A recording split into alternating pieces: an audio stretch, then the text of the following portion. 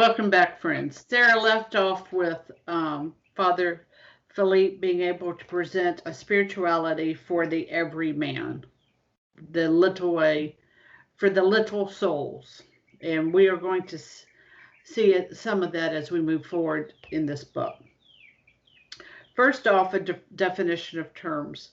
An exterior freedom. So this is part of what makes, I think, Father Philippe so powerful, is he defines his terms, and he defines them clearly and concisely. Exterior freedom, that is the ability to move unencumbered. That is not always under our control. And we talked about that in the last episode with these, in my opinion, the lockdowns we had in various forms of constitutionality. I think we have a sense of that exterior freedom we didn't have, as Sarah said, a mere year and a half or 2 years ago. But the interior freedom, that is under our control, which is a really wonderful thing to grasp. And that's a space within ourselves that no one can take away, as God is its source and guarantee. Sarah made that specific, inalienable right. God is the author. And as author, no one can abridge that, that gift. Viktor Frankl is the so generally when I do book reports, there's the book. I kind of have a couple of other tones, if you will, to bounce off. And I chose Viktor Frankl because he talks about interior freedom. And he does it perhaps, well, it's not perhaps, he does it in a secular way. He doesn't do it from a faith perspective as Father Philippe do.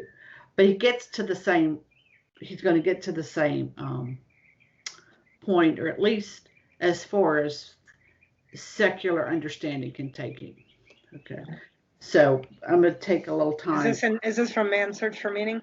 Yes. Yes, it is. So Viktor Frankl was cheered in the concentration camp. And during that experience, he realized this reality of interior freedom within himself and how to be free in the midst of these very, in the midst of it, an exterior freedom he did not have.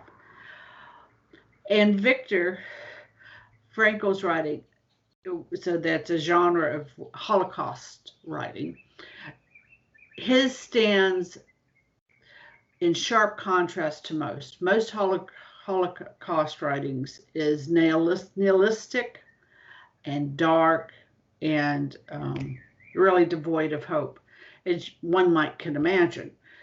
But Frankl is in contrast because he still has hope of the human spirit, has hope that the human spirit can soar over the various sorts of situations. He's the founder of logotherapy, and in this, so like with English words, logos can have a variety of meanings. He took the meaning of logos for meaning. So it's the study of meaning, the meaning of life. And that's the form of psychotherapy that he developed. And it was a search for meaning and purpose in life that individuals can endure hardship and suffering. So that's what Father Philippe is going to give us, that program too. How we can have hope and purpose regardless of our exterior circumstances. The interesting thing I found, another interesting thing I found with Frankl, is that it derived from phenomenology. Phenomenology is an understanding of humanity formed from observing phenomena over a large range of people. Both Karol Wojtyła and Edith Stein relied on phenomenology with some tough words today. There are some toughies within their development of theology. So, right, faith builds on reason, grace builds on nature. Absolutely. So the nature, the understanding would be phenomenology or Aristotelian. That would be another, right? Aristotelian to Thomas Aquinas. That was Right. the connection there. Yeah, it's very interesting, I think, because, Viktor Frankl's experience, right? His lived experience,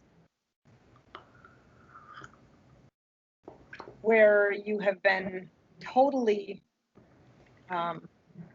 abridged of any type of exterior freedom per se, right? I mean, for the most part, everything has been abridged to a very small microcosm. And not only a microcosm that abridged your movements, but a microcosm where you were actively seeing other people's lives not just being abridged, but executed, right? I think puts a very keen focus on what is left, right? On what is left.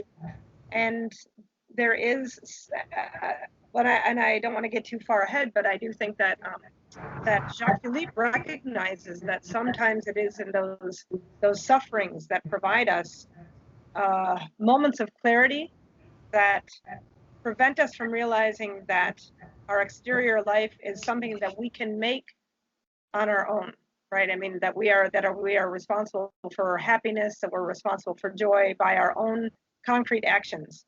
And that abridgment for sometimes it takes the laser, right, to focus the light, right, or the diamond to focus the light so that it can be refracted into something else where you're able to see something a little bit more clearly, or conversely, the diamond bringing in the light to the white so you can see all these colors kind of coming together to focus. So we kind of have this prismatic pivot point where Viktor Frankl is coming at it from the standpoint where everything has been reduced to its smallest level, and yet he realizes intuitively, in the whiteness of the light, that the rainbow is still there, right? And that rainbow exists within the interior of the self. And Jacques Philippe, I think, does a really good job. I mean, he doesn't use that as a metaphor, a prism and a rainbow, or a white light and a rainbow, but I think that he does recognize that there are certain things within our life that are going to force us to be focused on the interior. And, I've always said to my kids, no matter where you go, you take you with you, right? So there's kind of an importance to being able to have that interior peace, that interior freedom within yourself that's going to allow you to be yourself no matter where you are. That's exactly right. That's exactly right. All right, my friends. In the next episode, we are going to pick up the thesis statement for interior freedom. Till then, fides, Ratio.